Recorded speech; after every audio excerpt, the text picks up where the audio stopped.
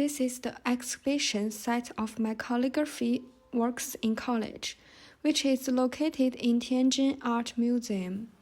Chinese calligraphy advocates the cosmic concept of the unity of heaven and mankind. All the complicated things in the universe have found their own position and match each other in this orderly universe. Calligraphy is an externalization of this whole value system, the inner connection between the black and white space and the writer's own emotions present a harmonious unity of order, and the work shows the writer's subconscious and spiritual world.